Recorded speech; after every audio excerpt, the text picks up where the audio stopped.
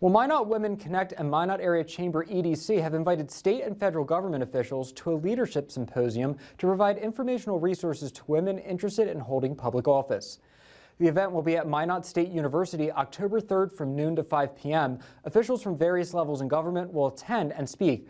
Rianne Kuhn, chair of Minot Women Connect Committee, says it's a way for aspiring public workers to know what step comes next. With term limits now in North Dakota, that changes things. We're going to need people in the public to put forth their time and volunteer in different capacities.